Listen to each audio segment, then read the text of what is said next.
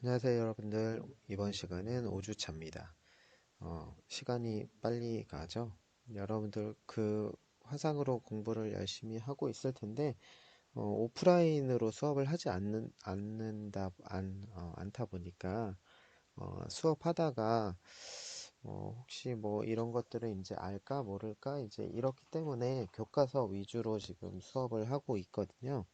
그리고 중간에 이제 유튜브 영상 같은 거 도움이 될 만한 영상들을 보여주고 있는데, 그거 외에도 궁금한 게 있으면 언제든 질문을 해주시면 좋을 것 같고요. 중간고사에 대해서도 궁금한 게 있으면 물어보세요. 이제 중간고사가 얼마 안 남아서 지금 준비를 하려고 하고 있고, 중간고사도 온라인으로 보게 될 거니까요. 네, 궁금한 거는 언제든 질문 주세요.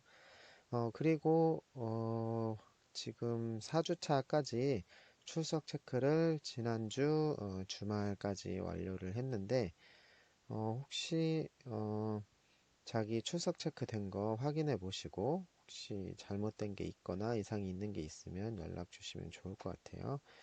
보다 보니까 출석이 된 건지 아니면 수업을 들었는데 또 미체크 된 건지 그런 것들 확인이 좀 필요할 것 같네요. 자, 이번 시간은 5주차고요. 내용은 염색체와 유전이라는 내용입니다. 이번 시간에는 소제목이 18개나 되죠. 이렇게 있어서 살펴보도록 하겠습니다. 첫 번째로 세포 분열을 통한 생식, 성장, 그리고 수리. 세포설, 생물학의 가장 기본적인 개념 중 하나이고, 모든 생물이 세포로 되어 있으며 모든 세포는 기존 세포에서 생겨난다.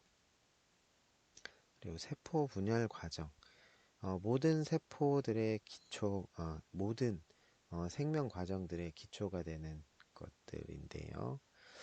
모든 세포는 분열을 하면서 살아가는데, 요거는 뒤에 또 설명이 나오니까, 그림이 나오니까 그때 좀 설명을 같이 하겠습니다. 하나의 세포가 세포 분열을 동일한 세포를 만든 이유는 분열에 앞서 원세포가 그 생물의 DNA 대부분을 포함하고 있는 자신의 염색체들을 복제하기 때문이다.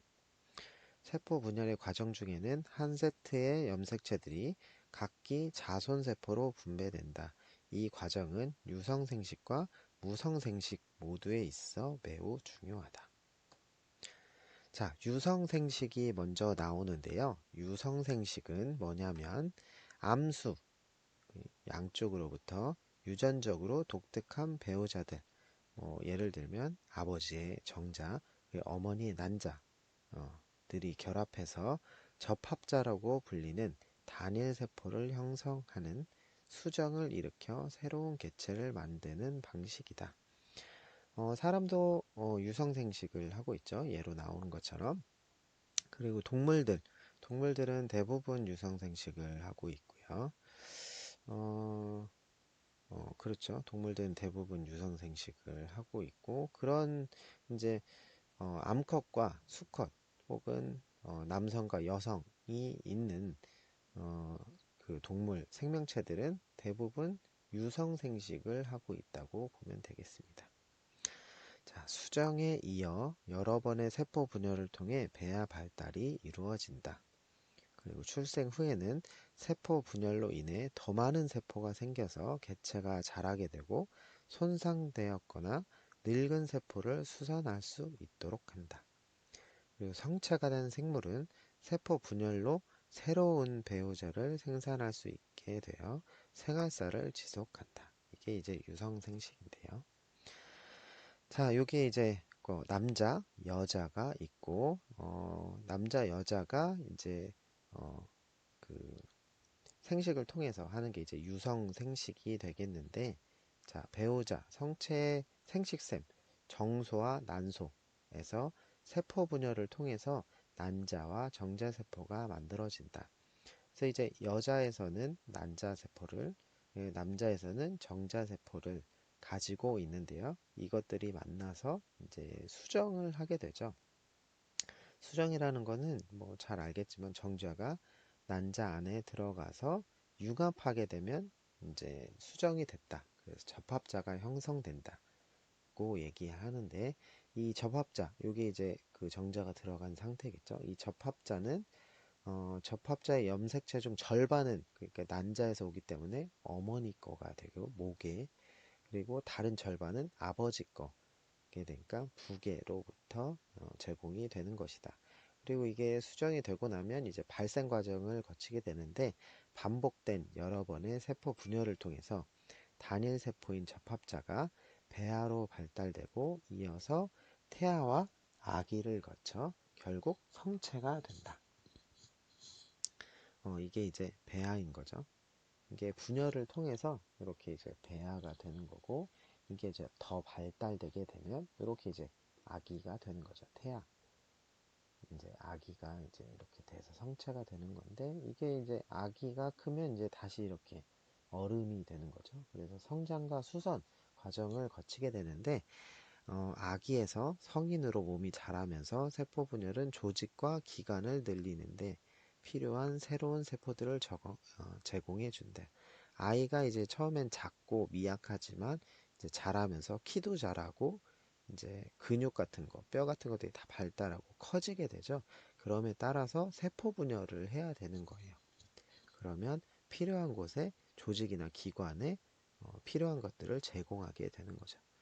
성인에서는 소실되었거나 손상된 세포들을 대체하기 위해서 매 초마다 수백만 개의 세포들이 분열하게 되는데, 예를 들면 우리가 이제 다쳐서 상처가 나거나 넘어지거나 이러면 살이 까지잖아요.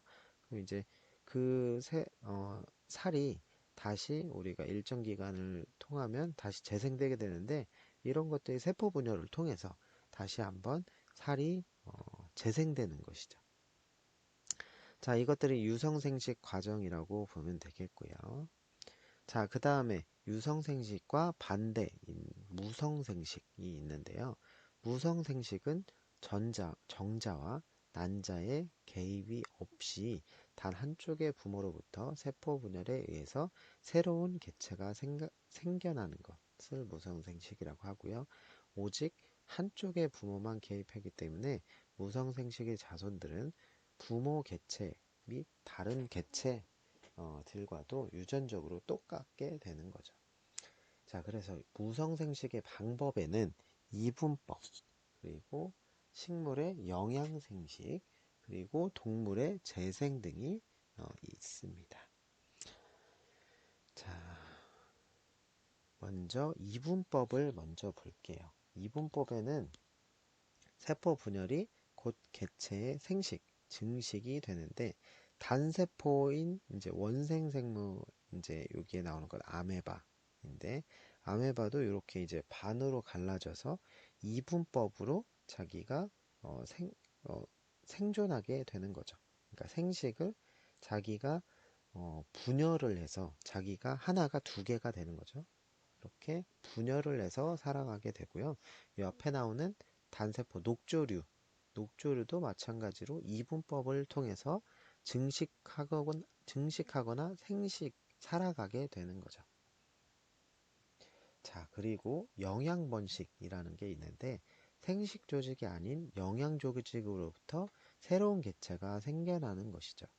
식물 이제 대부분은 유성생식을 하지만 여러 식물이 싹틔우기나 기줄기를 어, 싹틔우기나 기는 줄기를 내보냄으로써 무성적으로 복제할 수 있는 것이죠.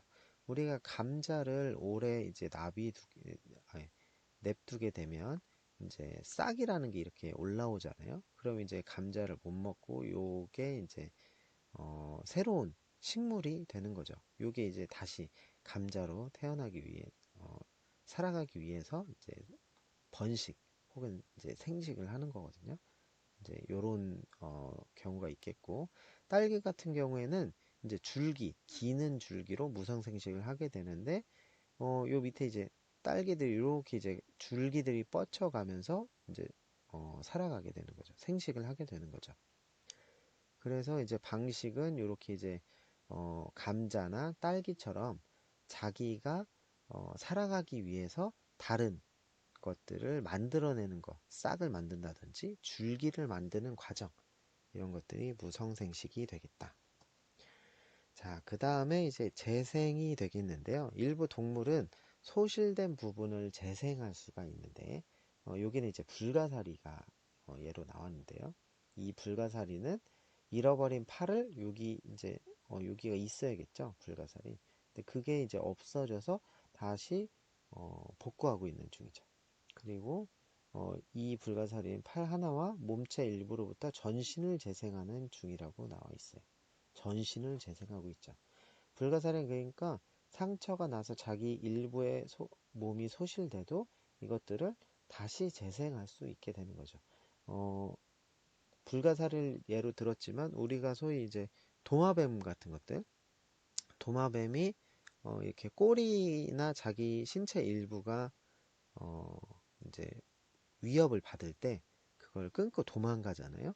그러면 그게 이제 다시 재생되는 것처럼 이런 재생 과정을 통해서 이제 본인이 삶을 살아갈 수 있게 생존하는 방식인 거죠. 그러니까 생식 혹은 생존을 이렇게 이제 재생을 통해서 할 수 있게 되는 거죠. 자, 그래서 세포 분열, 기존 세포에서 세포들이 생겨나는 것, 이게 이제 세포 분열이고, 배우자의 형성, 그리고 배아로부터 성체로의 발달, 그리고 체조직의 성장과 수선, 그리고 무성생식 등 여러 가지 중요한 생물학적 과정의 기초가 됩니다. 이런 이제 세포 분열 같은 것들이 이렇게 기초가 되고 있습니다. 자, 두 번째로 염색체는 DNA와 단백질이 연합된 것이다. 지구의 모든 생물은 DNA를 가지고 있다고 했죠. DNA 분자의 유전 정보를 저장하고 있는데요. 자, 그리고 염색체, 유전 단위인 유전자를 많이 포함하고 있는 DNA를 포함하는 세포 내 구조물이라고 보면 되고요.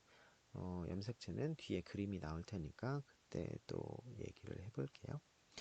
염색체의 수는 종마다 이제 다른데 다른 종의 생물들은 핵내 염색체 숫자가 서로 다릅니다. 그리고 같은 종류의 생물들은 모든 비생물, 아니, 모든 비생식 세포들의 염색체 수가 같다. 자, 염색체를 비교해 볼게요. 사람은 몇 개를 갖고 있죠? 여기 이제 46개 이렇게 되어 있고, 근데 강아지가 78개를 가지고 있고, 코끼리는 56개. 그리고 여기 나오는 이제 과일인데 파인애플도 50개를 가지고 있죠. 근데 사람보다 많잖아요. 자, 그리고 여기 나오는 이제 요거는 옥수수로 보이는데 20개. 자, 그리고 여기 바퀴벌레는 8개. 자, 이렇게 이제 개체마다 염색체주가 다른데 이 염색체를 가지고 어떤 것이 더 뛰어나다, 지능이 똑똑하다 이렇게는 얘기할 수 없다는 것을 알겠죠. 왜냐하면 염색체 수가 많다고 해도 지금 이쪽에서 보면 사람이 가장 이제 우월한 존재니까요. 염색체는 어, 유전 정보를 갖고 있는 거라고 생각을 하면 되고요. 유전 정보를 갖고 있는 어, 구조물이라고 보면 되고, 이런 숫자는 그 개체를 형성하는 데에 있다. 이렇게 생각을 하면 될 것 같아요. 그래서 사람을 만드는 데 있어서 염색체는 46개로 형성이 되어 있다. 이런 식으로 이해를 하면 되겠어요.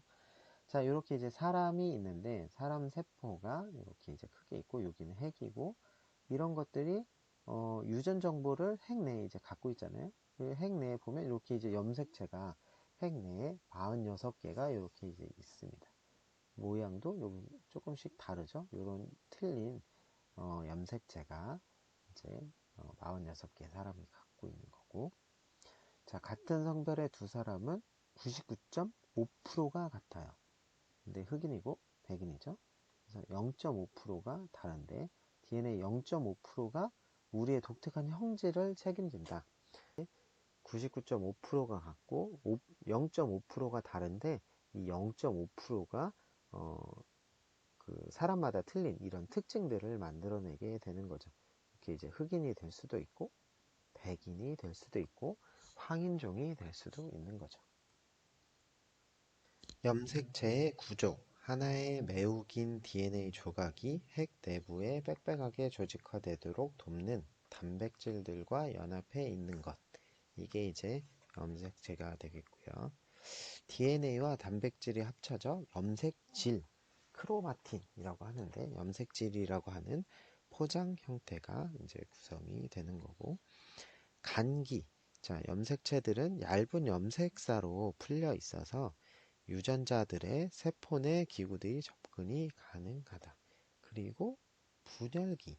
분열기는 세포가 분열을 준비하면 염색체가 복제되고 자매 염색 분체라고 하는데, 자매 염색 분체라고 불리는 한 쌍의 응축된 구조로 포장되며 동원체에 의해서 서로 결합이 된다. 그리고 세포 분열 중에는 유전적으로 똑같은 두 개의 염색체 분체들이 서로 나뉘고 각자 하나씩 자손 세포로 들어간다. 자, 이제 여기 그림에서 볼게요. 염색체 구조 변화인데, 이건 이제 염색질이에요. 이 핵 내에 이제 염색질을 크게 해놓은 건데, 하나의 염색체는 하나의 매우 긴 DNA 분자와 이에 연관되어 있는 단백질로 구성이 되는데, DNA와 단백질들이 함께 모여서 이렇게 이제 모여 있는 이게 그림인데, 이게 염색질이라고 하는 구조가 이렇게 빽빽하게 이제 차 있는 거예요. 자, 그래서 요 염색질 일부분을 또 확대해 보면, 요게 이제 DNA가 단백질을 이렇게 코일처럼 이렇게 감싸고 있는 게 이렇게 이제 있는 거죠. 그래서 단백질, DNA 이렇게 감겨져 있는 요런 사슬 같은 요런 것들이 이제 염색질이라고 보면 될 것 같습니다. 자, 그리고 응축된 염색체가 이렇게 이제 그림으로 확대를 해보면, 아까 앞에서도 쬐끄만하게 이렇게 보였었는데 염색체가 이렇게 돼 있죠. 자, 그래서 자매 염색 분체라고 하는데, 요게 이렇게 하나고 이렇게 하나인데, 이렇게 하나고 이렇게 하나인데, 자, 세포가 분열을 준비할 때는 염색체가 복제되어서 생긴 두 개의 사본이 동원체에 부착된 채로 존재를 하게 되고, 이 두 사본들은 자매 염색 분체라고 불립니다. 자, 여기 가운데 동원체라고 하는 거는 두 개의 염색 분체들이 동원체라고 불리는 염색체의 특정 지역에서 결합이 되게 되는데요. 그래서 이제 이 두 개가 이렇게 동원체에서 붙어 있는 거고, 요 안에 이제 유전자들이 있는데, 하나의 유전자는 일정 길이의 DNA로 염색체상의 작은 단편 부위다. 일반적으로 한 염색체는 수백 수천 개의 유전자들을 가지고 있고, 이 유전자들은 한 개 이상의 폴리펩타이드 가닥이나 한 가지 이상의 RNA 분자를 만드는 데 필요한 정보를 포함하고 있습니다. 자, 이런 구조물들은 사실 이제 많이 봤죠. 염색체 요 모양은 많이 봤죠. 자, 그래서 모든 진핵세포는 핵 내에 염색체들을 가지고 있는데요. 하나의 염색체는 하나의 긴 DNA 조각과 이것을 조밀하게 조직화되는 것을 도와주는 연관 단백질로 구성이 된다. 아까 앞에 그림 있었죠? DNA가 이렇게 단백질하고 이렇게 돌돌돌 말려 있는 그림. DNA와 단백질 합쳐서 염색체를 만든다. 자, 다음으로 세포는 성장과 분열을 주기적으로 반복을 한다. 세포 주기, 셀 사이클이라고 하는 게 있는데, 이 세포 주기가 세포가 분열하는 데 있어서 굉장히 중요한 그 지표라고 생각하면 될 것 같습니다. 자, 하나의 세포가 분열하는 모세포로부터 생겼을 때부터 시작해서 그 세포가 스스로 두 개의 세포로 분열하게 될 때까지의 일련의 사건, 일련의 어떻게 보면 주기, 똑같은 말이네요. 주기, 사이클, 일련의 과정, 일련의 과정이라고 보면 될 것 같습니다. 세포 주기의 두 단계, 이제 간기라고 하는 게 이제 앞에서도 나왔잖아요. 간기. 세포들이 정상적으로 기능을 수행하며 자신의 염색체들을 복제하는 단계라고 보면 될 것 같고, 분열기가 있는데 분열기는 세포가 핵을 분열시켜서 새로운 두 개의 세포로 복제된 염색체들을 분배한다. 이 분열기 때 이러한 어, 과정이 일어나게 되죠. 자, 그림에 보면 여기 아까 말한 간기고 여기가 이제 분열기가 되겠습니다. 자, 간기 때 염색체가 여기 이제 한 개의 염색체가 이렇게 보이는데 여러 개의 사실 이제 염색체가 있는데 그림을 이렇게 그려놨어요. 이게 세포면 여기 안에 핵이고 핵 안에 이제 염색체가 이렇게 있는데 간기가 시작되면서 세포가 이제 자라나게 되는 거죠. 그리고 기능을 하다가 염색체가 똑같은 게 생겼잖아요. 복제가 되는 거죠. 간기 때 이제 복제가 되고 그리고 이제 분열기가 이제 도달하게 되면 이 분열기 때 유사 분열 혹은 세포질 분열을 통해서 세포가 결국 이렇게 요 분열된 게 두 개로 되게 되는 거죠. 그래서 딸세포, 자손 세포들이 생기게 되고 이런 것들이 또 성숙하게 되면서 세포 이렇게 주기를 반복하게 되는 겁니다. 자, 간기. 세포의 일상에서 대부분 보통 세포 중에 90%는 이제 간기 상태인데 이 시기 중에는 세포가 자신의 정상적인 기능들을 수행을 하게 되고 간기 중에는 세포가 세포질과 소기관들을 합성함으로써 대략 크기가 두 배로 늘어나고 염색체들은 풀린 상태로 존재를 하게 됩니다. 그리고 한 세포가 분열을 준비할 때는 핵 내의 염색체들이 이제 복제가 됩니다. 자, 이렇게 간기 중에 염색체가 복제가 돼서 나중에 이렇게 이제 분열기 때 자손 세포로 이제 분배가 되게 되는 거죠. 자, 분열기, 유사 분열과 세포질 분열 이렇게 있는데요. 유사 분열은 체세포성 핵 분열이라고도 하는데 분열기는 세포가 실제로 분열하게 되는 세포 주기 일부분을 얘기를 하고요. 분열기는 중첩되는 두 단계로 나누게 되는데 유사 분열, 핵, 이미 복제된 세포들이 들어있는데 이 핵이 분열하여 각기 이제 두 자손 세포들로 분배가 되는 게 되겠고 세포질 분열은 세포질이 분열하여 두 세포로 분배되는 것이 세포질 분열이 되겠습니다.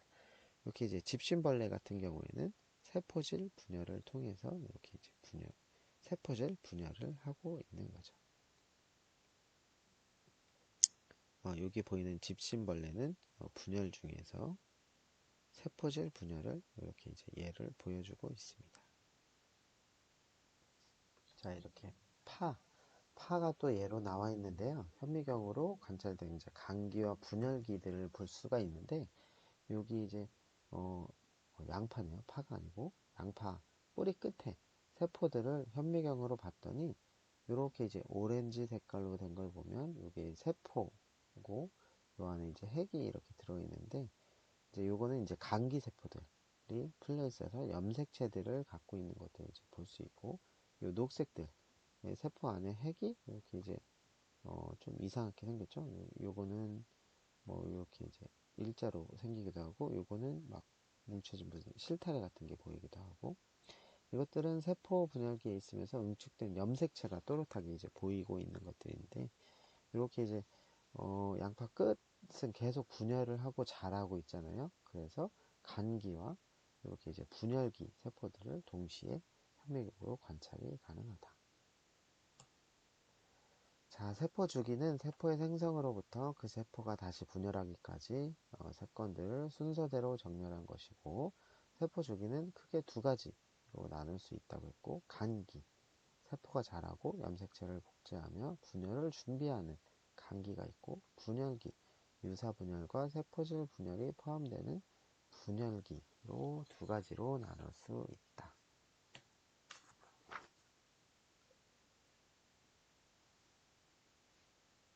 자, 네 번째로 유사분열 중에는 핵이 두 개가 된다. 자, 유사분열 과정은 체세포성 핵분열이 있는데 핵이 분열하여 두 개의 자손 핵을 만드는 과정이다. 앞에 강기에서 염색체들이 복제되어 있어야 한다. 자, 요 밑에 있는 그림을 볼까요? 간기에서의 DNA 복제. 요거는 이제 핵이고, 바깥에 이제 핵막이 있고, 염색체들이 이렇게 있는데, 요 구불거리는 거 하나하나가 이제 염색체가 되겠죠? 이렇게 현미경으로 봐도, 이렇게 염색체가, 음, 가닥가닥 이렇게 이제 있는데, 요거는 간기 초기가 되겠는데요. 간기 중에서 염색체들이 풀려서 핵 내에 느슨하게 이제 배열되어 있는 상태이고, 이 시기에서 세포들이 가장 정상적인 활동을 수행하고 있게 되는 거죠. 자, 그래서 옆에를 볼까요? 그러면 이런 풀려있는 염색체들이 이렇게 갑자기 합쳐져 있죠. 복제된 거죠. 복제된 염색체들인데, 이제, 요거는 이제 동원체가 되겠고, 그래서 이렇게 느슨하게 있던 게 말기로 가면서 핵내 모든 염색체가 복제돼서 잠의 염색 분체가 동원체에 붙어 있는 구조가 되는 거죠. 이렇게 되는 거죠. 이거는 이제 복제 중인 염색체가 되겠고요. 자, 유사분열 과정을 볼게요. 일단 이제 이렇게 핵막이 분해가 되고, 요 이제 염색체가 보이죠? 복제되어 응축된 염색체가 보이는데, 유사분열의 첫 단계는 정기라고 하는데요. 요 정기 단계에서는 핵막이 없어진 게 이제 특징입니다. 그리고 두 번째는 염색체가 정렬하게 되는데 이렇게 정렬되어 있죠. 그건 이제 중기 단계예요. 복제된 염색체들이 세포의 중앙에 이렇게 이제 배열되는 거죠. 이게 동원체로 붙어 있는 한 쌍의 염색 분체들 이것들이 이제 일렬로 배열이 되고 여기 이제 방추 사이에 이렇게 배열이 되어 있죠. 그 다음에 이제 염색체가 분리되는 후기 이제 잠의 염색 분체들이 서로 나누어지는 거죠. 이렇게 나누어지고 분열돼서 이제 방추사가 양 끝으로 이제 끌고 가게 돼요. 얘네들 끌고 가게 돼서 이렇게 이제 보이게 되죠. 그 다음에 다시 핵이 재형성이 되는 단계가 돼요. 이렇게. 그래서 염색체 세트가 세포의 양 끝에 도달하게 되면 핵막이 다시 생기고 염색체들이 다시 풀립니다. 그리고 이게 말기가 되면서 핵이 완전히 두 개가 이렇게 되는 거죠. 이렇게 나누어 주세요. 네, 이게 이제 유사분열의 과정입니다. 자, 다섯 번째, 세포질 분열 중에는 세포가 둘로 나뉜다. 세포질 분열. 세포 주기의 마지막 단계로 세포질을 두 자손세포로 분배하는 과정인데요. 자, 구조적 차이 때문에 식물세포와 동물세포에서의 세포질 분열은 다르게 진행이 됩니다. 동물세포는 분열구에 의해서 구심성 분열을 하게 되고 밖에서 안으로 졸라매는 양식인데요. 자, 식물세포는 세포판에 의한 원심성 분열, 격벽이 안에서 시작해서 밖으로 퍼지는 방식으로 이제 나뉘게 되는데, 자, 동물세포와 식물세포의 세포질 분열 과정인데요. 자, 왼쪽은 동물세포인데, 세포가 이렇게 있다가 이제 분열을 하게 될 때, 가장 처음에 이제, 세포가 이렇게 아령 모양처럼 되잖아요. 그러니까 하나의 세포가 이렇게 이제 움푹 들어가는 이제 현상을 보이게 되는데, 이게 이제 분열구가 생기는 게 가장 처음에 이제 보이는 징후 중에 하나고, 이렇게 됨으로써 이제 세포가 점점 두 개로 이제 나눠지게 되잖아요. 이렇게 분열이 되면 될수록 이 분열구가 점점 이제 졸라 매지는 것처럼 되어서 세포가 결국에 두 개가 되는 거죠. 이렇게 이제 결국 두 개의 세포가 되는 게 동물세포가 되겠고,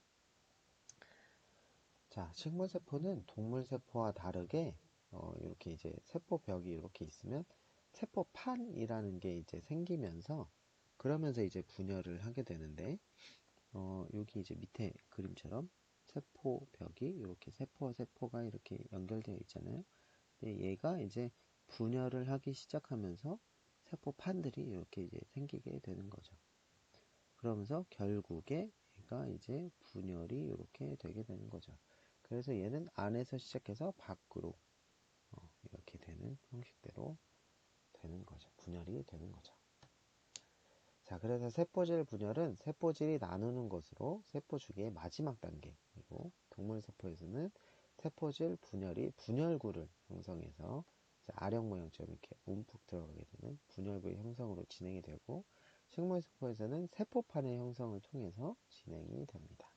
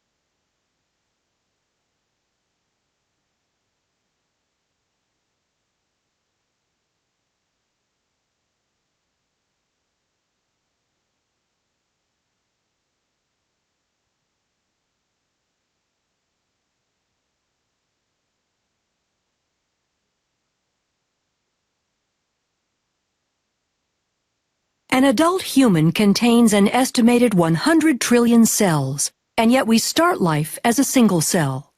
To grow, develop, and repair tissue damage, we rely on cell division. In eukaryotic cells, this process is accomplished by a series of well-orchestrated steps called mitosis. Every day our bodies must produce millions of skin cells to replace those lost through normal activity. Each of these cells must have a complete complement of the genetic material. Prior to cell division, where the cell divides into two identical cells, the DNA needs to be replicated so that each daughter cell receives an exact copy. Following DNA replication, the chromosomes condense in the nucleus of the cell.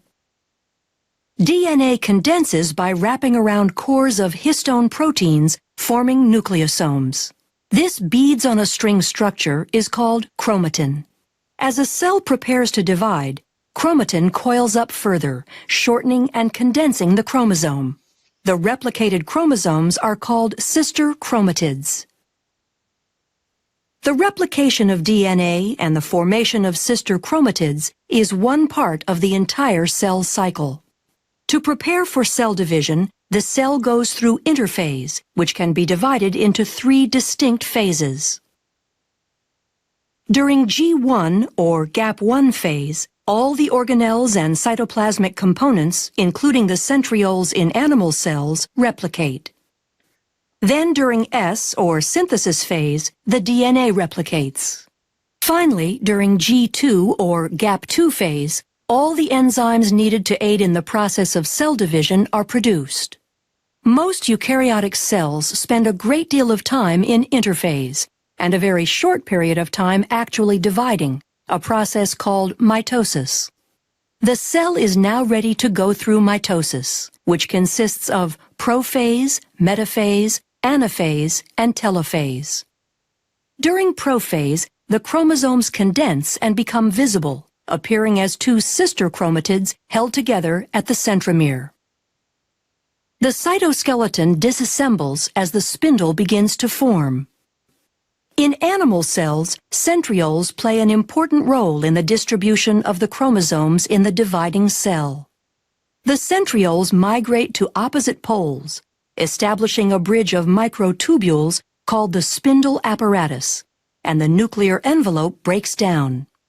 Towards the end of prophase, chromosomes attach, by proteins in their centromeres called kinetochores, to microtubules from each pole, moving the chromosomes toward the equator of the cell. During metaphase, all chromosomes are aligned at the equator of the cell, called the metaphase plate. Anaphase begins with the degradation of proteins that hold sister chromatids together, freeing individual chromosomes. The free chromosomes are then pulled by their kinetochores to opposite poles. At telophase, a cleavage furrow forms in the center of the cell. This indentation is made from a constricting belt of actin filaments surrounding the inside of the cell's circumference. Chromosomes cluster at opposite poles and begin decondensing as the nuclear envelope reforms around them.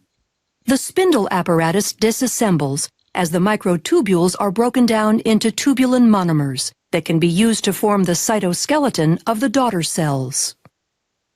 In animal cells, cytokinesis completes cell division by extending the cleavage furrow to completely separate the newly formed daughter cells. Since plant cell walls cannot be constricted by actin fibers, vesicles form an expanding membrane partition called the cell plate.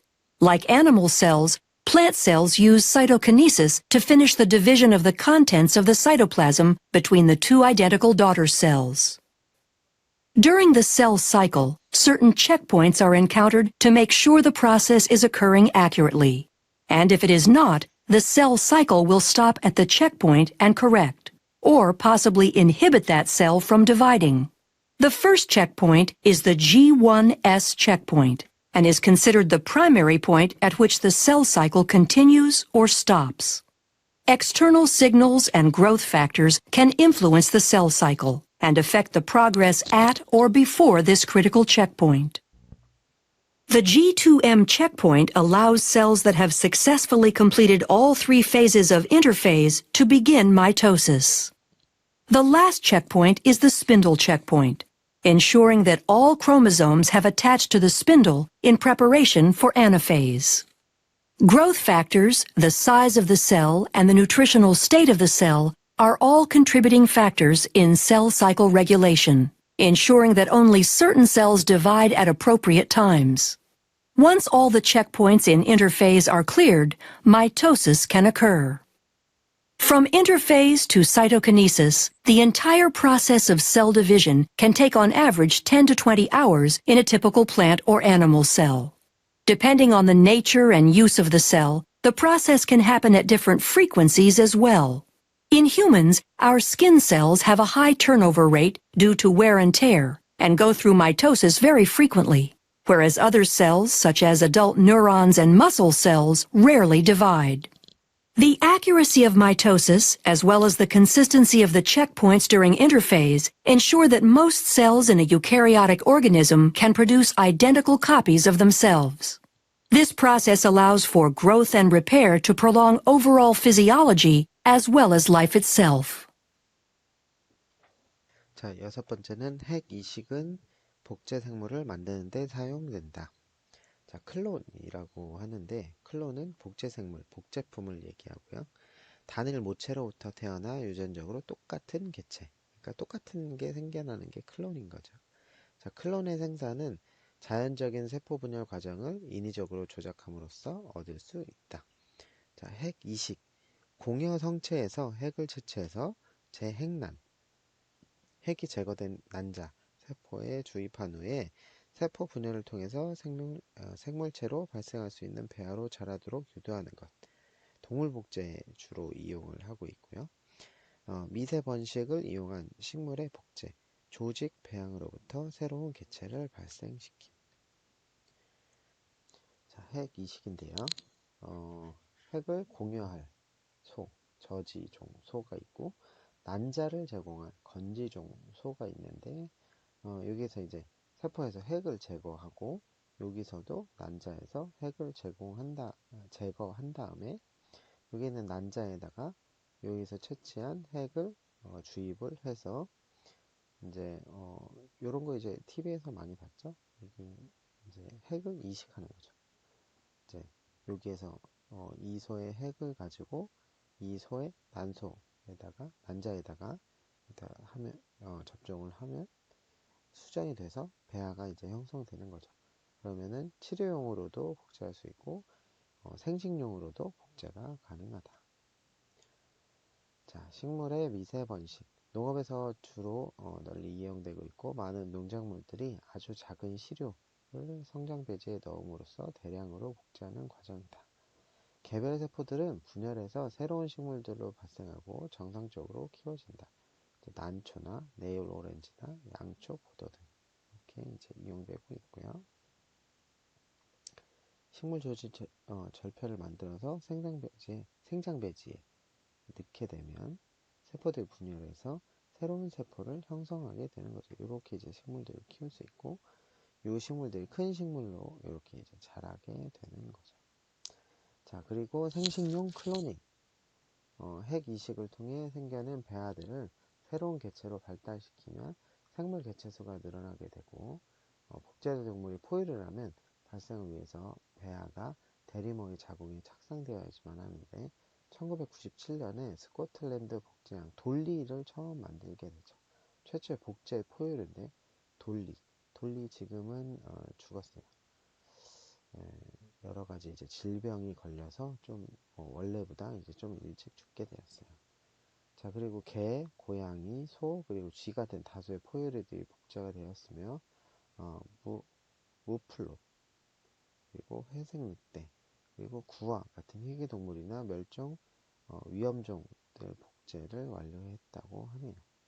핵 이식으로 생산된 배아가 이제 대리모에 이제 이식을 하게 되고 그게 착상이 되게 되는 거죠.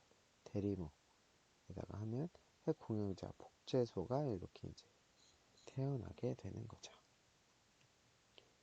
자, 그리고 줄기세포. 배아의 줄기세포들은 근육, 뼈, 피부, 신경세포 등 신체 모든 세포로 발달할 수 있다. 그리고 배아줄기 세포는 발생 중인 배아로부터 분리된 줄기세포이고, 성체줄기 세포는 골수와 제대현, 배아줄기 세포만큼 다양한 세포들을 자랄 수는 없지만 추출이 훨씬 쉽죠. 자, 그리고 줄기세포들은 다양한 질병과 손상을 치료할 수 있을 것으로 기대를 모으고 있지만 아직 현실적으로는 많이 사용 못하고 있고요. 치료적 클로닝으로도 사용을 할 수 있다.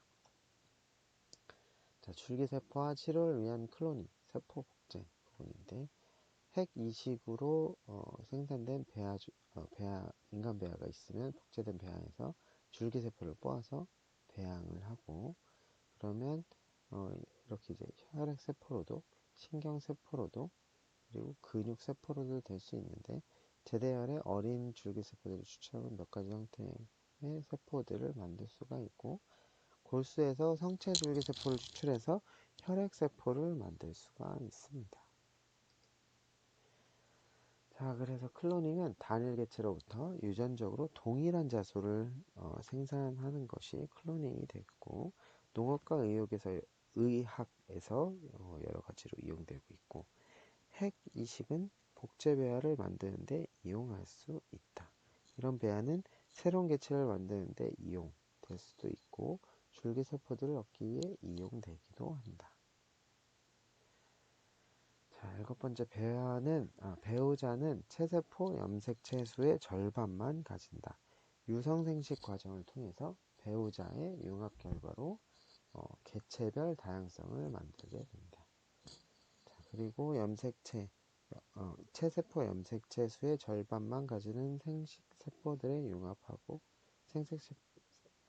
체세포 염색체 수의 절반만 가지는 생식세포들이 융합하여 생기는 접합자는 다시 2배체, 2배체 수를 회복하게 된다.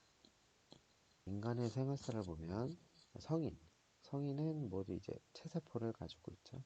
체세포는 2배체이므로 엄마로부터 유래한 염색체 한 세트와 아빠로부터 유래한 염색체 한 세트, 이렇게 두 세트의 염색체를 가지고 복제를 하게 되는 거죠. 이게 난소고 정자가 이렇게 이제 이렇게 하나로 이렇게 이제 되고, 그리고 이제 이게 수정이 되게 되는 거죠. 수정이 되면 이들은 2배체의 접합자를 만드는데 반수체 세트의 염색체들을 기여하게 됩니다. 자, 23개의 염색체를 가지고 합성이 돼서 46개의 염색체가 되는데요.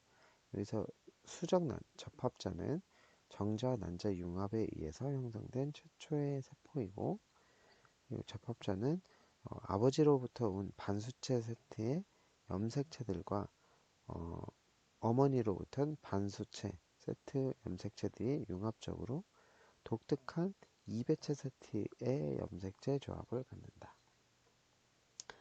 자, 그 다음에 이렇게 이제 아이가 성장하게 되는데, 발생과 성장을 할 때 여러 번 반복되는 세포 분열을 통해서 최초의 접합자 세포는 복제를 거쳐 배아를 형성했다가 아기를 거쳐 결국 성체가 된다.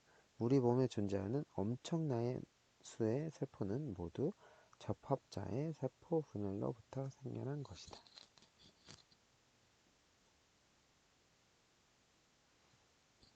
자, 염색체 목록. 핵형이란 한 사람의 세포들이 존재하는 염색체들에 대한 사진 목록. 상동 염색체. 동일한 유전적 특징을 조절하는 유전자들을 가진 염색체 관련 용어 확인. 동원체, 말단소체, 텔로미어라고 하는 거, 말단소체, 그리고 자매 염색 분체, 성염색체, 상염색체. 있겠습니다. 이렇게 응축된 염색체들이 가진 분열세포들이 이렇게 이제 가운데 모이게 되고 상동 염색체상, 우리 이제 46개 염색체를 포함하고 있는데 23개의 상동 염색체로 이루어져 있고, 되고, 두 염색체는 99%가 똑같아서 같은 유전자들이 동일한 순서로 배열되어 있다. 또 각 상동 염색체 쌍의 한 구성원은 어머니부터 유전되고 다른 구성원은 아버지로부터 물려받은 것이다. 자매 염색 분체. 세포가 분열을 시작하면서 각 염색체는 복제되고 자매 염색 분체라고 불리는 두 사본은 동원체에서 서로 붙어 있다.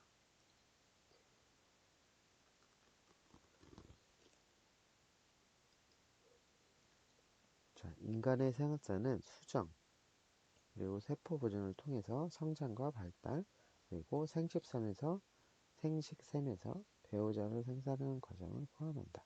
모든 세포는 23쌍의 상동 염색체로 되어 있는 46개의 염색체를 가진다.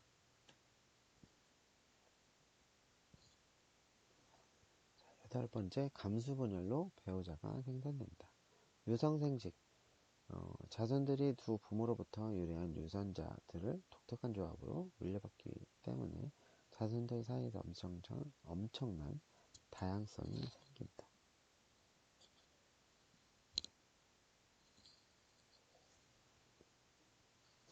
유성생식의 방법.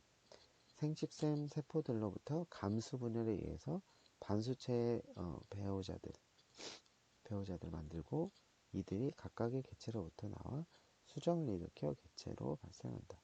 두 배우자가 수정함으로써 생기는 접합자는 다시 46개의 염색체를 가진다. 자, 감수분열인데요.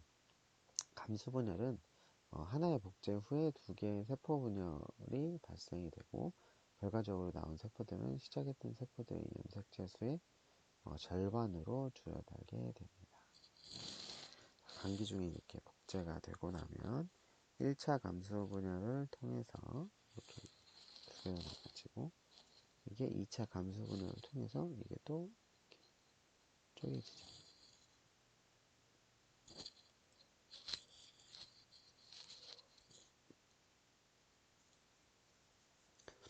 감수분열 과정 제1분열인데요. 감기, 염색체의 복제가 일어나는 시기고 감수분열 시작 전에 핵내에서 염색체들이 복제가 되는데 여기서 염색체들이 상동의 짝으로 존재하게 됩니다. 자, 그리고 하나의 염색체는 모계에서 유래되고 다른 하나는 부계로 내려오게 된다. 1차 감수분열. 자, 염색체 응축과 각상의 배열. 감수분열의 첫 번째 분열 중에는 핵막이 분해되고 염색체들이 응축되며 염색체들이 쌍을 이루어 세포의 중앙선에 배열되게 된다. 이 단계는 배열된 염색체들은 일부 조각들이 교환되었다. 자, 그리고 염색체 쌍의 분리.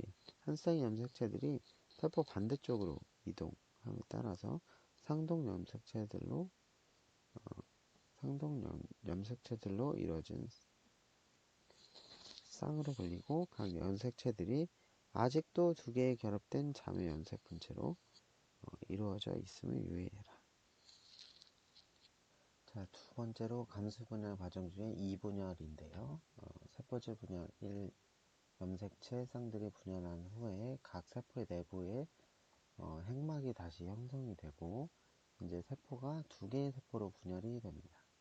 두 개의 자손 세포는 아직 복제된 염색체를 가지고 있지만 반수체인데요. 이제 요 다음 과정부터가 이제 감수분열인데 염색체의 응축과 배양 1 감수분열에 의해서 생성된 두 개의 세포들 각각 염색체들이 응축이 돼서 세포의 중앙에 홀로 늘어서게 됩니다. 그 다음에 염색체가 분리되게 되고 자매 염색체들이 세포 양쪽으로 이제 나뉘게 됩니다.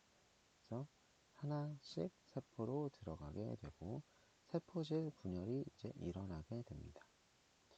이 감수 분열 말기에 하나의 세포가 세포질 분열에 의해서 갈라져서 총 4개의 세포가 만들어지게 되고, 세포의 염색체 수보다 절반으로 줄어진 수의 염색체들을 가지게 되고요. 핵막이 다시 형성이 되고, 그리고 염색체들이 풀리게 됩니다. 자, 그래서 감수 분열은 이배체 체세포들로부터 반수체 배우자들을 생산하는 세포 분열의 형태이다. 한 번의 염색체 복제에 이어서 2번의 분열이 발생하게 되고요. 결과적으로 4개의 딸세포가 얻어지고, 이것들이 각각 세포 염색체 수치의 절반에 해당하는 염색체를 가지게 됩니다. 자, 9번째 유사분열과 감수분열.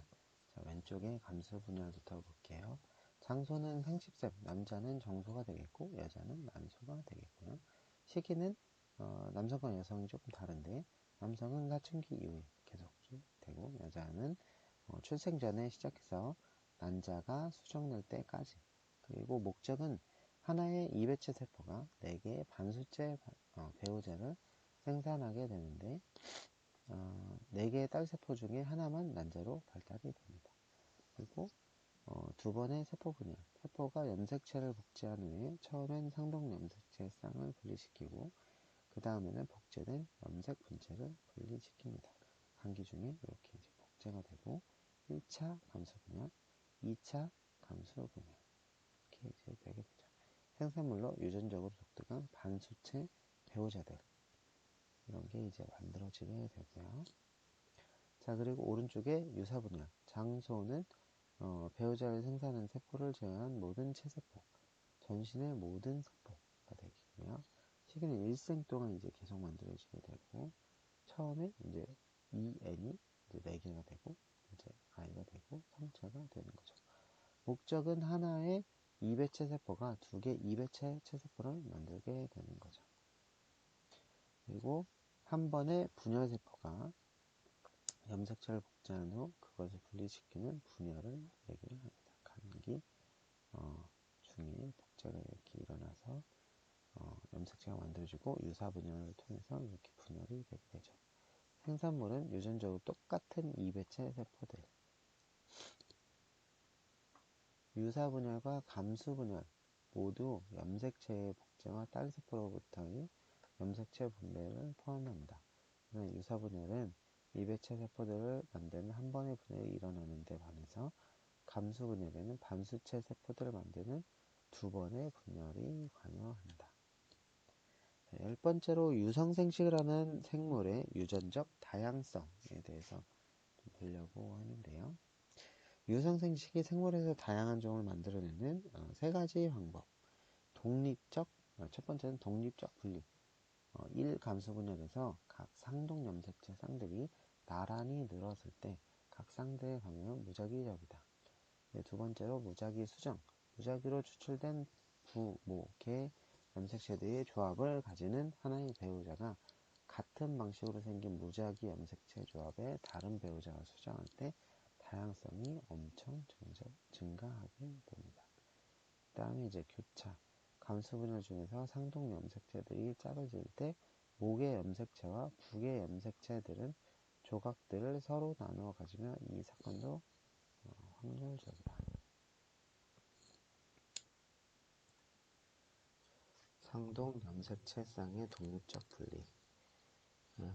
제일 감수 분열을 할 때 이제 상동 염색체들이 이제 짝을 이뤄서 이렇게 정렬을 하게 되는데, 그때 이제 염색체들이 순서대로 이렇게 이제 쭉 이제 나열될 수도 있고, 그렇지 않은 경우가 있어요. 그러니까 가능성이 많기 때문에 이렇게 이제 쭉 나열할 때 이렇게 빨간색, 파랑색, 빨간색, 파랑색, 빨간색, 파랑색 이렇게 될 수도 있고, 뭐 연달아 이제 파랑색이 올 수도 있고, 이런 식으로 이제 여러 가지로 상동 염색체가 줄을 지어서 이렇게 나열될 수 있다. 그러다 보니까 가능성이 2의 23승, 8만 가지 이상의 염색체가 이제 배열되면서 이렇게 늘었을 수 있다. 요거를 나타내고 있고요. 자, 정자가 난자와 수정되는 방법의 가지수, 정자의 종류, 그리고 난자의 종류 이렇게 곱하면 총 조합의 종류가 나오게 되고요. 그래서 접합자의 경우에는 800만 가지랑 800만 가지가 이제 합쳐져서 64조 이상의 가능성이 있는 염색체 조합이 생길 수 있다는 계산이 나오게 됩니다. 자, 다음에 교차. 제일 감수분열 전기에서의 혼합 염색체 형성. 부분적으로는 모개이고 또 부분적으로는 부개인 염색체가 형성되고 결과적으로 새로운 조합의 유전자들이 만들어져서 자손에게 전달이 되게 됩니다. 이렇게 모개 염색체와 부개 염색체가 교차하게 되면 이런 식으로 이제 교차가 돼서 이게 이제 후손에 전달되게 된다는 거가 됩니다.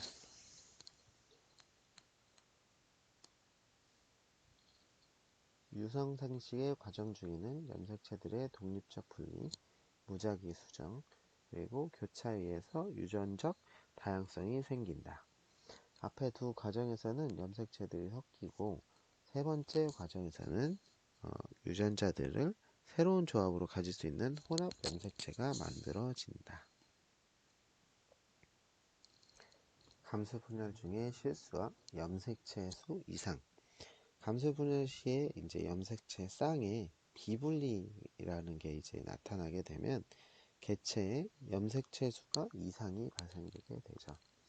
자, 정상적인 분리를 보면 난소에서 EN이 46개의 염색체를 가지고 있잖아요. 그리고 정소도 EN 46개의 염색체를 가지고 있어서 정상적으로 감수분열이 이루어졌다면 난자 하나, 정자 하나, 그리고 N23 염색체를 가지게 돼서 엄마, 아빠 거가 만나면 수정이 되고 다시 EN이 돼서 이게 이제 사람 46개 염색체를 만들게 되는데 만약에 이제 비분리가 일어났다 그러면 난소 혹은 정소 내에서 감수분열할 때 이제 잘못되는 거죠.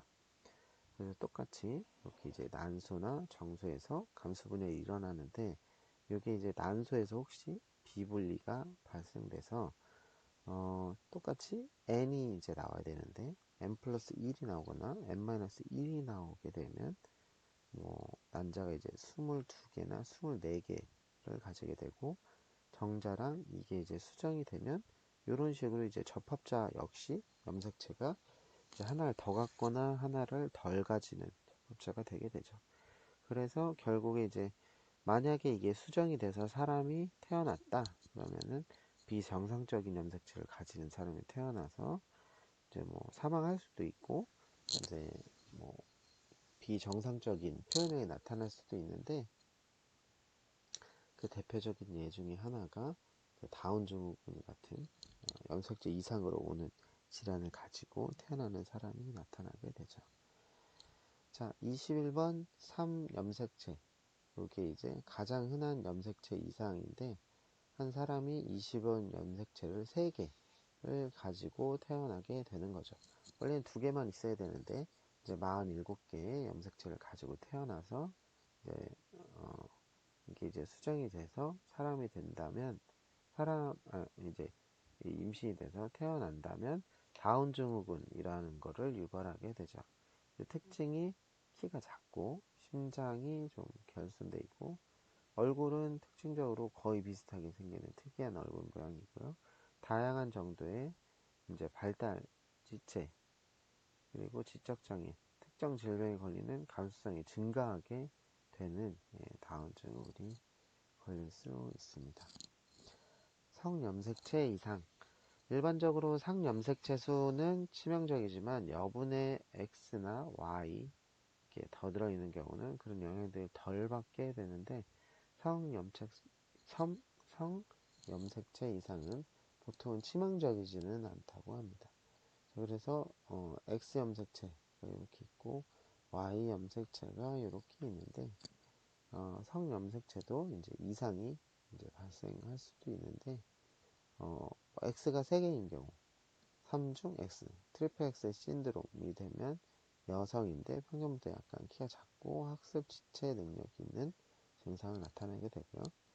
XY, 이제 남자가 이렇게 되더라도 Y가 하나 더 붙은 XYY가 되면 제이콥스 증후군, 남자지만 정상적으로 평균보다 키가 약간 더 큰 이런 증상들을 나타나게 되고, XXY, 크라인펠터 증후군이 되면 남성인데 불임, 정서 발달이 이제 불량적이고 여성적인 성격이 좀 나타나는데, 여기 X가 두 개 있기 때문에 그런 증상들이 나타나는 거죠. 그리고 XO, 터너 증후군, 이제 여성으로 태어나면 부침, 성기관이 미숙하게 되는 증상을 가지게 됩니다. 자, 그래서 비분리는 비정상적인 숫자의 염색체들을 가진 배우자들을 만드는 감수분열시의 오류를 말하는데, 만약 그런 배우자가 접합자를 만들면 그것은 비정상적인 숫자의 염색체를 가질 것이다. 이것은 보통 치명적이지만 간혹은 특징적인 증상을 나타내는 성인을 만들기도 한다. 자, 그래서 염색체에 의해서 여러 가지 증상이나 혹은 이제 사망까지 이르게 되는 경우가 생기기도 합니다. 자, 12번째, 멘델은 완두식물을 교배함으로써 유전의 기본 원리를 유추해냈다. 자, 유전은 형질들이 한 세대에서 다음 세대로 전달되는 게 이제 유전이라 하죠. 유전학은 유전에 대한 과학적 연구, 19세기 그레고르 멘델의 완두 교배 실험에서 태어나게 됐고요. 자, 이 사람이 이제 멘델이라는 사람인데, 자, 특징과 형질. 특징은 개체마다 달리 나타나는 유전적 특성을 특징이라고 하고요.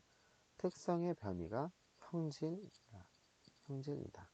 이렇게 얘기를 할 수 있고, 보라색 꽃의 형질과 흰색 꽃의 형질을 이렇게 이제 보면 특징은 완두 식물의 꽃 색깔이 이제 특징이 되겠죠.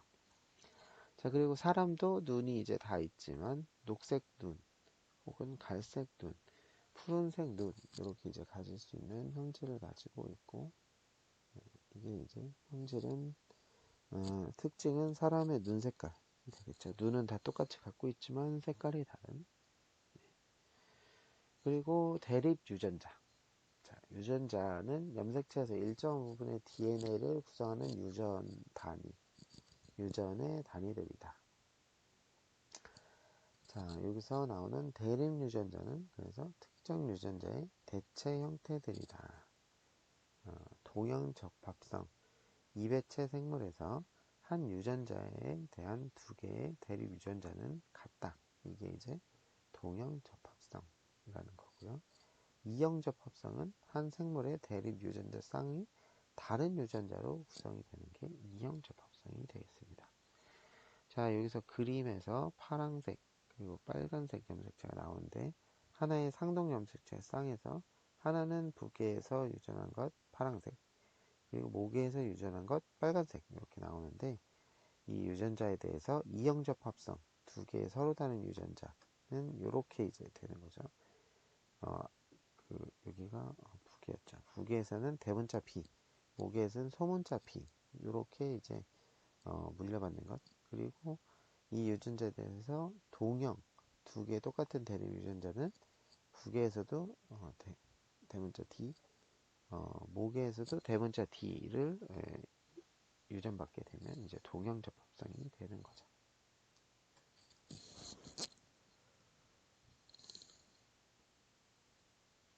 자, 다음으로 우성 유전자, 열성 유전자. 우성 대립 유전자는 대립 유전자 중 그 생물의 그 외형적 특징을 결정하는 버전이다. 우성 유전자와 열성 유전자에 대해서 알아볼게요. 자, 우성 대립 유전자는 대립 유전자 중에 그 생물의 외형적 특징을 결정하는 버전이다. 표현 형질이라고 표현하는데, 표현은 이제 드러나는 것들, 어떻게 드러나는지 이런 것들 나타내는 것들 얘기하고요.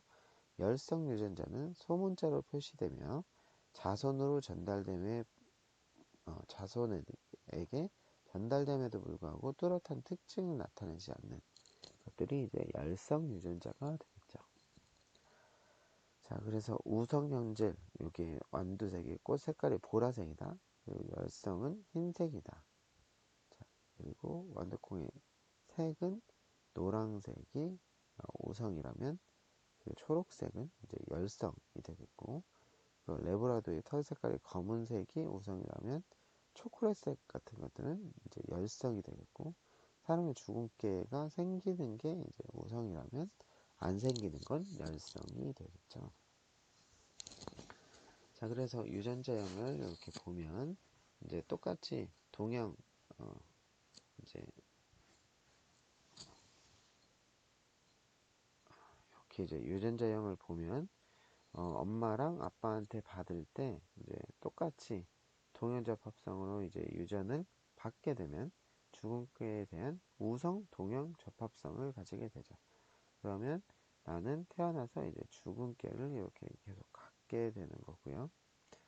이제 엄마랑 아빠한테서 이제 그 열성 유전자를 물려받게 된다면 레브라도 이제 강아지 종류인데 레브라도의 털색에 대해서 열성 동형 접합성으로 유전이 되게 되는데 그렇게 되면 이제 원래 색깔이 어, 그 검정색인데 얘가 이제 초콜릿색이 나올 수 있는 거죠.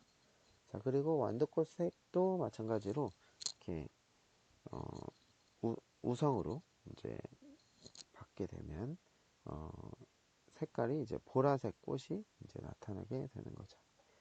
자, 그래서 유전형은 어떤 특징에 대해 유전적으로 이제 나타나는 거. 이게 이제 유전자형이고 표현형은 생물의 관찰 가능한 형질을 표현형이라고 생각하면 될 것 같습니다. 자, 그러면 이제 표현형은 말 그대로 우리가 눈으로 확인할 수 있는 이게 이제 표현형이 되겠죠. 주근깨가 있으면 이제 우성이라는 걸 바로 알 수 있죠. 그리고 색깔로도 바로 알 수 있고 이것도 마찬가지로 꽃도 색깔로 알 수 있는 게 요게 이제 표현형이 되겠고 유전자형은 유전자를 들여다 보면 알 수 있는 거죠. 이게 열성 유전자, 우성 유전자를 물려받았는지 열성 유전자를 물려받았는지 요게 이제 유전형이 되겠습니다. 자, 그래서 한 생물체의 관찰 가능한 형질들은 유전적 조성에 의해서 생기게 되고요.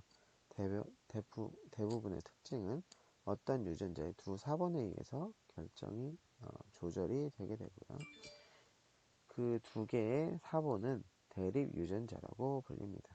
한 형질에 대한 두 개의 대립 유전자는 같을 수도 있고 서로 다를 수도 있다.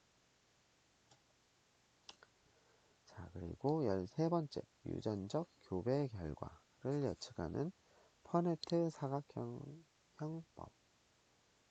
자, 이렇게 있는데, 유전적 교배. 부모 세대인 P세대의 두 개체가 교배되어서 F1 세대를 생산하는 것. 이게 이제 유전적 교배가 되겠고, 퍼네트 사각형이라고 부르는 도표로 표현을 한다. 자, 개털 유전에 대해서 퍼네트 사각형법으로 좀 볼게요. 자, 레브라도가 이제 예로 나와 있는데, 이제 레브라도의 이제 수컷이 되겠죠. 정자에서는 우성과 열성 유전자를 가지는 이제 정자가 만들어지고, 그리고 이제 암컷에서는 똑같이 우성과 열성 유전자를 가진 난자가 생성되게 되는 거죠. 그러면 이제 경우의 수로 이제 정리를 한 거예요. 우성과 우성 유전자를 만나서 생긴 자손은 검은색 털이 나오겠죠. 그리고 난자는 우성이고 정자는 열성 유전자를 만났을 때 검은색 털이 나올 수 있다. 그리고 이제 어미 그러니까 암컷의 열성 그리고 수컷의 우성이 이제 되면은 검은색으로 털이 나온다. 그런데 이제 어, 암컷의 열성과 이제 수컷의 열성 유전자가 수정이 되게 되면 초콜릿색이 나올 수 있다는 거죠. 그래서 4분의 1의 경우에 이제 표현형이 초콜릿색이 나올 수 있다.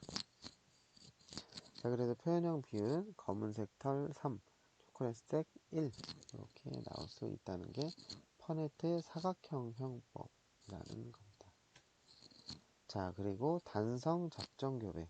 한 가지 유전 특징에 대해서 교배를 하는 것이고, 퍼네트 사각형은 정자와 난자가 수정되는 가능한 결과들의 확률들을 보여줄 수 있는 거고, 이것들이 자손들의 유전적 조성, 유전형과 외형, 표현형을 예측할 수 있도록 이제 도와주는 방법입니다. 그래서 전체 결과들은 종종 비율로 표현되고, 각각의 가능한 결과를 나타내는 객체들을 상대적 숫자들로 표현을 한다.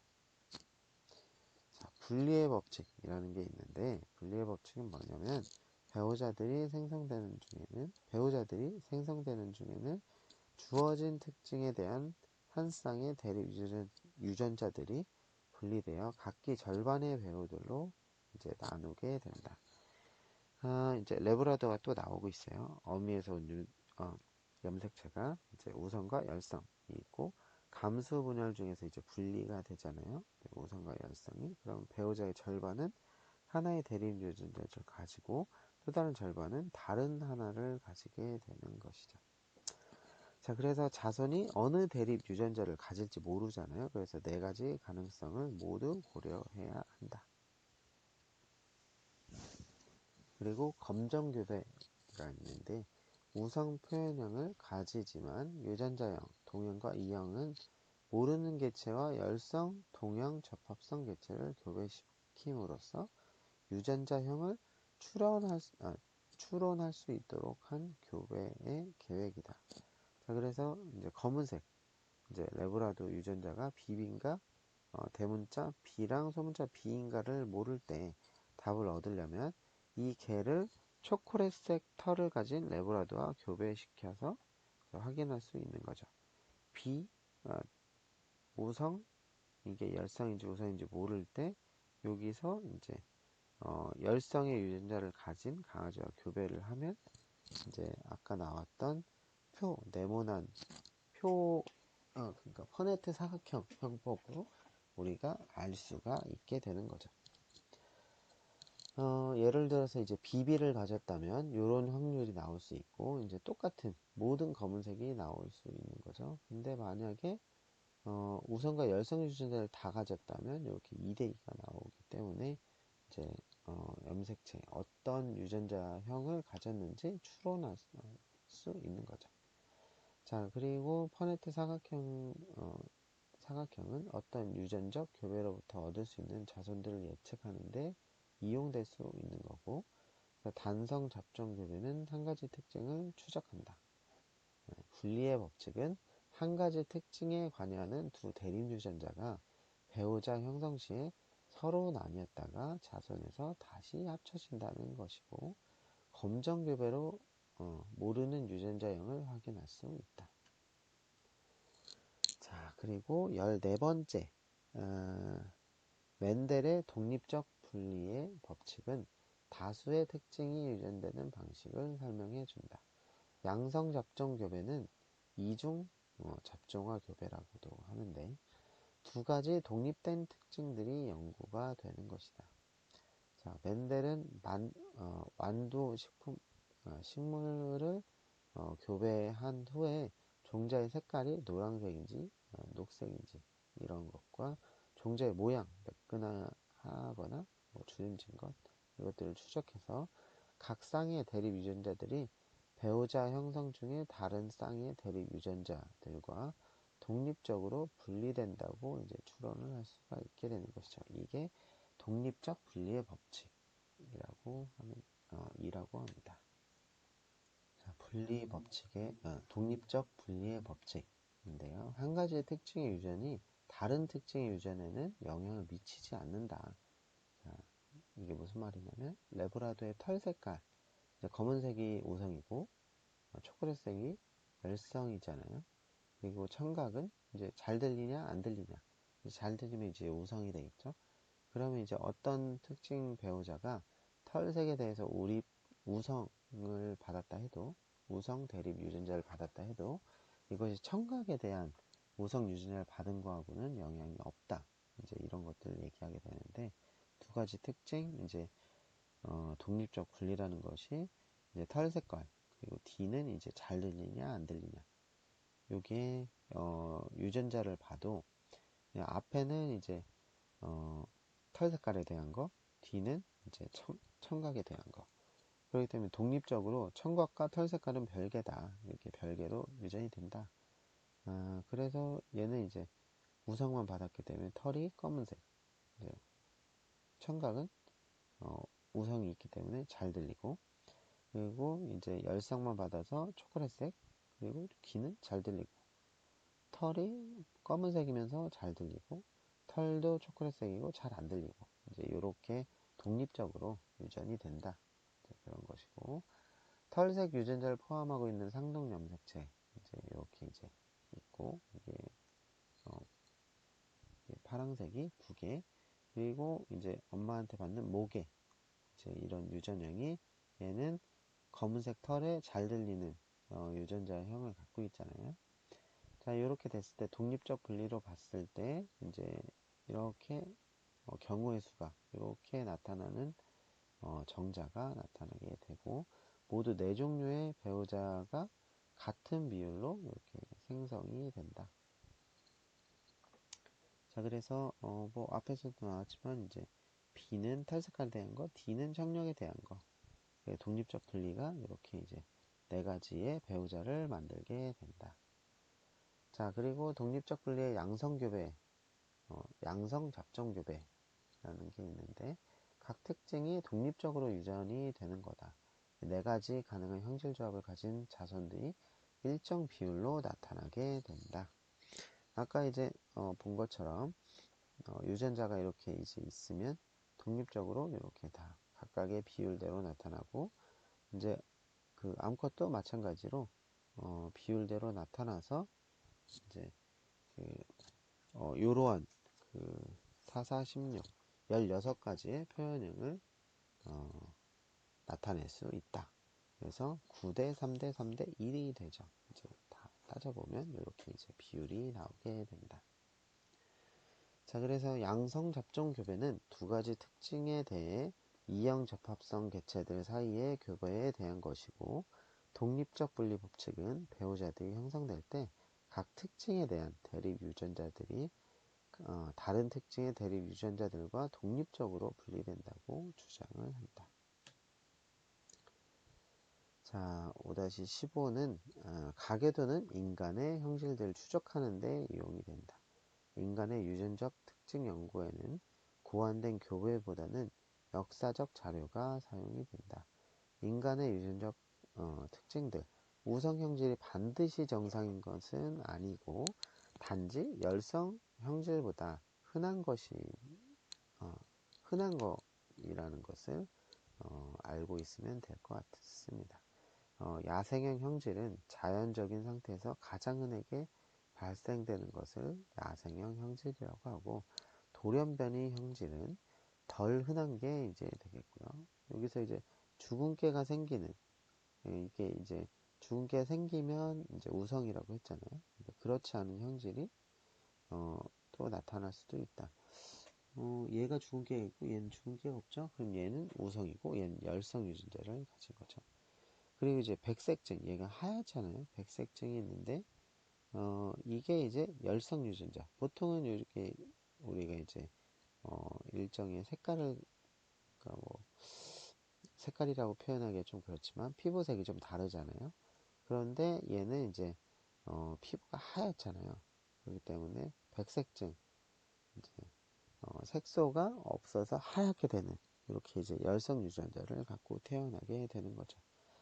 그리고 오른쪽에 보면 이제 외소증 환자인데 연골, 발육 부전증을 가진 외소증 환자들은 이형 접합성이라는 이라서 두 사람이 부모가 되어도 정상 키의 아이가 태어날 수 있다. 자, 자, 요런 이제 열성 유전자를 갖고 태어나는 사람이 있죠. 자, 그리고 보인자라는 게 있는데, 보인자라고 요것도 뭐 이제 한 번쯤은 들어봤을 거예요. 자, 인간에서 나타나는 질병들은 열성인 경우가 많은데, 그런 질병이 나타나기 위해서 열성 유전자를 2개 가져야 한다. E형 접합성인 사람은 표현형적으로 건강하지만 질병 유전자를 가지고 있다. 그게 이제 보인자가 되는 거죠. 질병 유발 유전자를 자손에게 전달할 수 있다.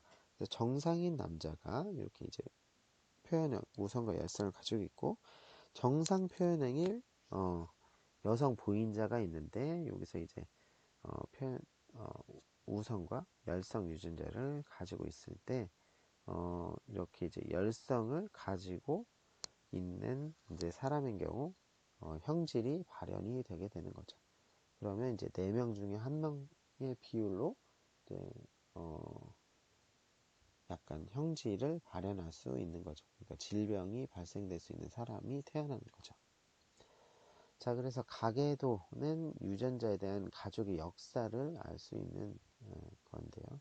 이제 1세대 조부모, 할아버지 할머니부터 이렇게 이제 가계도를 그릴 수가 있게 되는데, 이제 할아버지 할머니 이렇게 이제 한 명이 4명의 아이를 가졌다면 2세대에서 그 형질을 가지고 있는 사람들이 이렇게 태어나게 되고, 여기에서 이제 2명의 딸을 두었기 때문에 여기서 딸이 이제 할아버지 할머니 세대에서 나왔다면, 이 딸이 만약에 열성 유전자만 가지고 태어난 사람과 형질을 나타내지 않는 사람으로 태어났을 때, 이 사람하고 열성 유전자로 결혼한 다른 남자가 있다.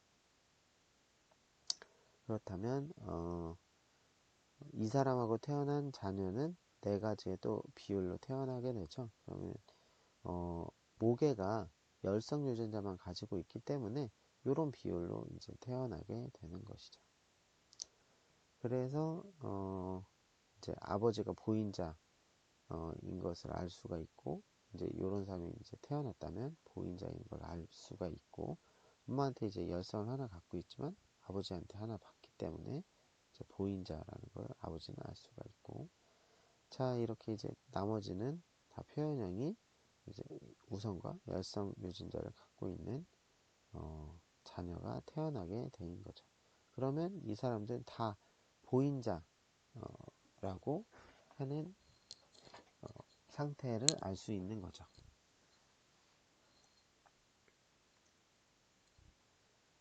자, 그래서 멘델의 유전 원리는 인간의 특징들에도 적용될 수가 있고, 보인자는 열성 대립 유전자를 하나 가지고 있지만 열성 형질을 나타내지 않는 이형 접합성 개인을 말하고, 가계도는 가족 내의 유전적 특징을 추적하는 데 사용될 수 있다. 자, 16번째는 많은 형질의 유전은 멘델의 법칙보다 더 복잡하다. 자, 불완전 우성.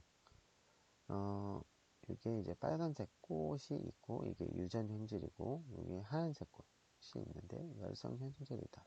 이게 이제 수정이 되면 이게 보라색, 분홍색이 이제 형질이 태어나게 되는데 만들어질 수 있는데, 그것들이 이제 우성과 열성 유전자를 가지고 있다면 이 종들이, 식물이니까 종이라고 했죠. 이 종들이 다시 접합이 되었을 때 이런 비율로 태어나게 되고, 빨간색, 분홍색, 흰색이 이런 비율로 태어나게 된다. 식물도 이렇게 이제 유전형과 표현형을 알고 있게 되면 이것을 따라서 우리가 이제 다른 종을 또 만들 수 있게 되는 거죠. 자, 다중 대립 유전자, 복대립 유전자라고 하는데, 대부분의 유전자에 3가지 이상의 대립 유전자 형태들이 존재를 하게 되고, 모든 개체는 해당 유전자에 대해서 2개의 대립 유전자만을 가지게 됩니다. 유전자들의 조합이 여러 가지가 이제 생기게 되는데, 이게 이제 다중 대립 유전자가 되겠습니다. 아버지가 B형인데 이제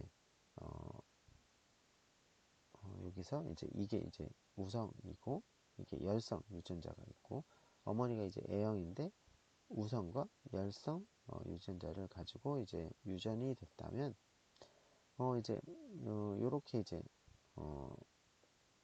그러니까 혈액형이 B형이 아버지는 B형과 어머니는 A형인데 이제 확률은 O형이 나올 수가 있고 또 B형이 나올 수 있고 여기는 또 A형이 나올 수 있고 여기는 AB형이 나올 수 있다. 그래서 아버지가 B형이고 어머니가 O형, A형이라면 이렇게 네 가지 혈액형이 다 나올 수 있고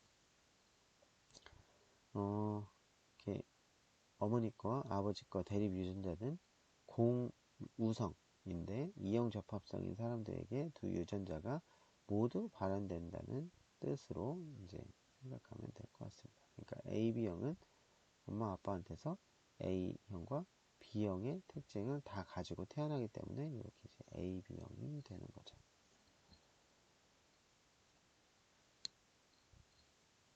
자, 다음으로 다면 발현. 하나의 유전자가 여러 특징들에 영향을 미치는 경우인데요. 자, 하나의 유전자를 갖고 있는데 여러 가지로 다면 발현이 나타나게 되면 이제 특징들이 여러 가지가 나타나게 되는 건데요. 이제 빈혈이 오거나 허약, 통증, 기관 손상 등 여러 가지 이제 영향을 미칠 수 있고, 자, 정상의 적혈구는 움푹 들어간 모양으로 구형의 모양을 가지고 있다면 이제 유전자 이상으로 적혈구가 이렇게 낫 모양으로 이제 바나나 모양처럼 이렇게 휘어진 낫세포 적혈구 모양이 될 수 있는데 이렇게 이제 여러 가지 증상들이 나타날 수 있다. 이제 이런 적혈구가 만들어지게 되면 이제 적혈구가 제 기능을 못하게 되는 거죠. 자, 다인자 유전. 한 가지 특징에 대해서 여러 유전자가 영향을 미치는 건데요. 다수 유전자들 이렇게 있는데 이것들이 유전이 되게 됐을 때 여러 가지 비율로 사람들의 키나 여러 가지 뭐 피부색 이런 것들이 이제 영향을 미치게 되는 것이다. 피부색이 이제 뭐 유전적으로 처음 태어날 때부터 뭐 백인도 있고 뭐 흑인도 있고 황인종도 있고 뭐 이러는데 환경적으로도 이제 영향을 미칠 수가 있다. 키도 마찬가지로 이제 작은 사람부터 이제 큰 사람들 이렇게 있게 되는 거죠. 자, 환경과 유전. 그 생물의 외양에서 이제 환경과 유전적으로 모두 이제 작용을 하는데 유전적 영향만이 유전이 된다. 이 아이를 보면 뭐 코도 뚫고 뭐 입 밑에도 뚫고 뭐 이러는데 이런 것들이 이제 유전되는 게 아니죠. 그래서 유전이 이런 것들은 안 되고 이제 유전이 되는 것들만 된다.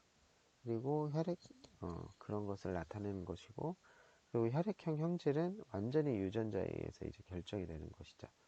아버지한테 받은 거, 어머니한테 받은 거에 따라서 혈액형이 만들어지게 되는 것이죠. 이거는 환경적으로 받을 수 있는 게 아니니까요. 유전되는 게 아니니까.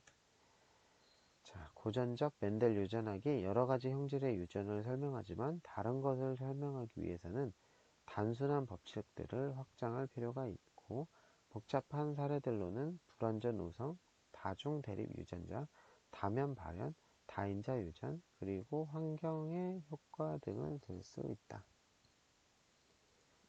자, 17번째, 연관된 유전자들은 독립적 분리의 법칙을 따르지 않을 수도 있다. 자, 연관된 유전자들이 이렇게 여기 있는데 자, 같은 염색체 위에 가까이 위치하는 유전자들은 함께 유전되려는 경향을 보인다. 그래서 이제 엄마한테 유전자가 이렇게 있으면 이 비슷한 위치에 같은 염색체들은 연관된 유전자들은 같이 유전이 되려고 하는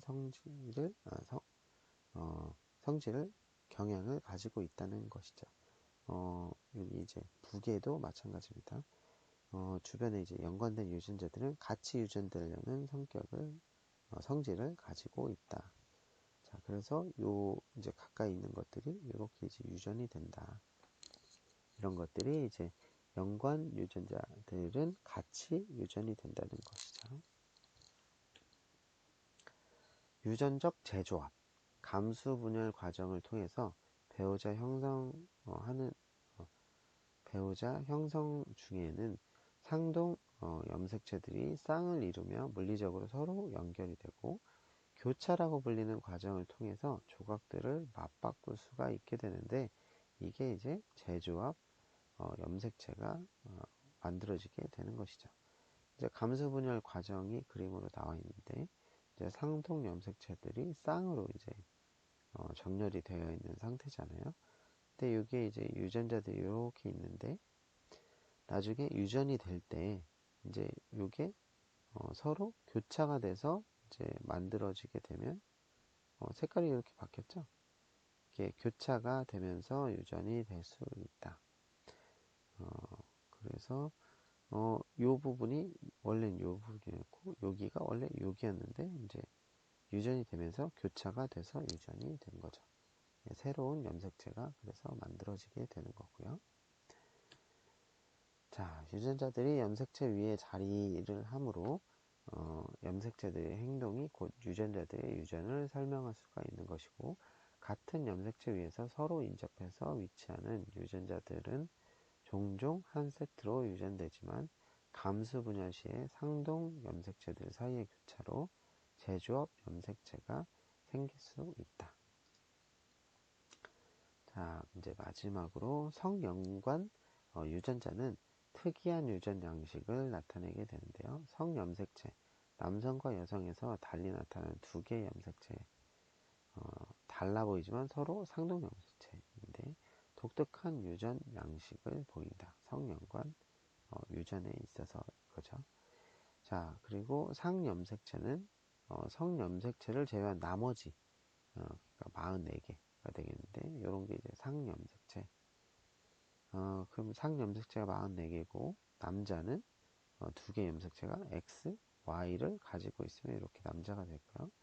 상염색체가 44개 그리고 XX를 가지게 되면 여성이 태어나게 되는 거죠. 자, 여기서 그래서 상염색체와 성염색체가 Y 그리고 X를 가지고 있는 정자와 X를 가지고 있는 난자가 만났을 때 이제 남자가 되느냐 여자가 되느냐가 결정이 되는 거죠. 자, 성연관 유전을 보면 여성이 두 개의 X염색체를 가지는 거에 비해서 남성은 X는 하나 그리고 Y를 가지게 되잖아요. 그래서 독특한 유전 양상이 나타나게 된다. 그래서 남성에게서 더 질병이 흔히 드러나게 된다. 자, 유럽의 왕족들에 흔했던 과도한 출혈성 질병인 혈우병이 있는데 헤모필리아라고 혹시 이제 들어봤나요? 혈우병이 이제 피가 잘 멈추지 않는 그런 질병 중에 하나인 거죠. 이게 성연관 유전 양식을 이제 보이게 되는데 이 사람이 이제 니콜라스 2세고 로마노프 왕가의 알렉산드라 왕비는 혈우병을 가지고 태어나서 보인자였던 것으로 이제 보인다고 하네요. 이 사람이 이제 보인자였기 때문에 니콜라스 2세로부터 태어난 자손들에서 이제 혈우병 환자가 많이 태어나게 된 거죠. 자, 이제 알렉산드라 X 염색체를 가지고 있고 뭐 대립 유전자를 뭐 가지고 있다. 이제 이렇게 돼 있고 니콜라스가 정상적인 X 염색체를 포함하고 나머지 Y를 가지고 있는데 이제 이렇게 이제 혈우병 유전자 보인자를 가지고 있었던 거죠. 그래서 뭐 부계에서 온 거, 모계에서 온 거에서 혈우병인 남성이 이제 태어날 수 있게 되는 경우의 수가 나타나게 되죠. 여기서 나타난 알렉산더 니콜라스 예비치라고 하는 자기 자식 중에 하나인 남성이 이제 혈우병을 가지게 된 거고 이게 엄마한테서 유전된 거다. 이렇게 알 수가 있게 되는 거죠. 자, 인간의 세포는 44개의 상염색체와 2개의 성염색체를 가지는데 어떤 사람이 2개의 X성염색체를 가진다면 그 사람은 여성이 되고 남성은 하나의 XY를 가지게 되는 거죠. 자, X염색체에 위치한 성연관 유전자들은 특이한 유전 양식을 나타낸다. 자, 질문들은 이번 시간은 뭐 이렇게 재밌는 것들을 좀 찾아봤는데 뭐 다운 증후도 얘기했었고 지금 마지막으로 얘기한 혈우병 환자도 얘기했었고 유전적으로 어떤 유전 형태를 가지고 태어나는지 그리고 그 유전자에 따라서 이렇게 표현형이 드러날 수도 있다 라는 것을 봤는데 질문에서도 그런 질문들이 계속 나타나고 있는 것 같아요. 일상에서도 많이 볼 수 있는 유전 학 혹은 유전 개념에 대해서 생각해 볼 수 있는 시간이 된 것 같네요. 자, 이게 마지막 슬라이드였네요. 네. 이번 시간에도 고생하셨고요. 저기 질문이 있으면 또 연락을 주시면 되겠습니다. 네, 수고하셨습니다.